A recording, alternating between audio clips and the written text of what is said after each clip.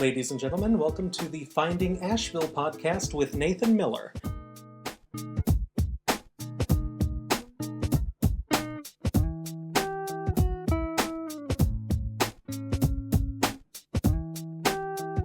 Okay, take us back because I know you're discussing a lot about micro beers and you're blogging about them, but deciding to open up a brewery is a whole nother conversation. So, what was the moment where one of you three spoke up and was like, let's... Gosh, I cannot give you a specific time or moment.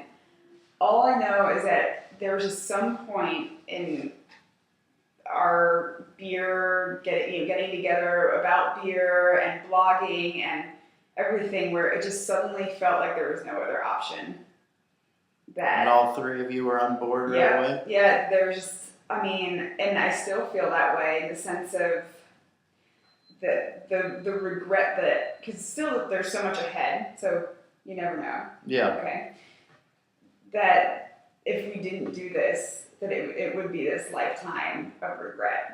Wow. That we would be in our 50s, still loving beer and still visiting breweries and everything, but just, never, having that experience and that ownership over, our passion. And I must say, versus the whole art scenario, that opening this tap room and being completely immersed in our business and the craft beer scene has not deterred me in any way. It's definitely is fueling the fire even more. Okay. Well, you can open up a brewery anywhere. Yes. And Asheville was not a place you reviewed on the Beer Blotter. No, we had never been. How did Tim went. But yeah, Doug and I, how did we pick Asheville? Yeah. So Tim visited a friend here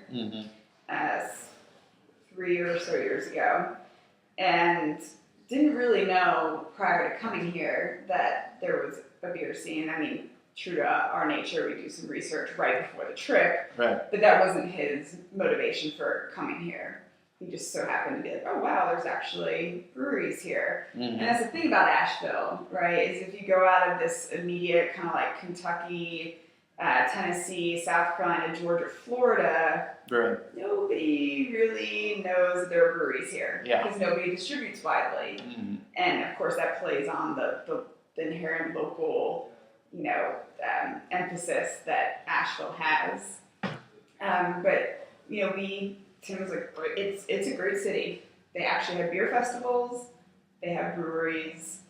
Something to think about.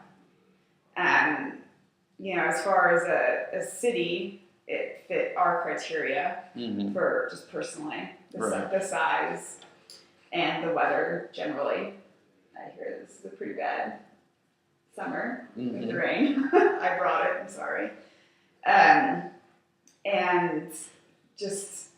so Doug and I came to visit and would go to Barley's or Mellow Mushroom and just the local beer bars, and it was all North Carolina, or majority of the taps were North Carolina beer. Yeah. That is something that does not really happen out in Seattle anyway. A lot of the bigger, well-known beer bars are all about what they can get at that's out of state, that's rare. Yeah. So immediately that just really stuck out to us as an acknowledgement that people support local beer here. And it goes even further, right? They don't just support local beer, they support local businesses. And I read something where I think 95% of the local economy is made up of local businesses here. There aren't big industries, maybe healthcare, right? Maybe beer, there, right? Again, versus the Seattle or a lot of other cities where there's an industry that drives people to live there. People live in Asheville because they want to live in Asheville, not because they have some CEO position at a company or they're an executive somewhere, which can make life a little tricky for people here. You have to be creative and need to find a niche.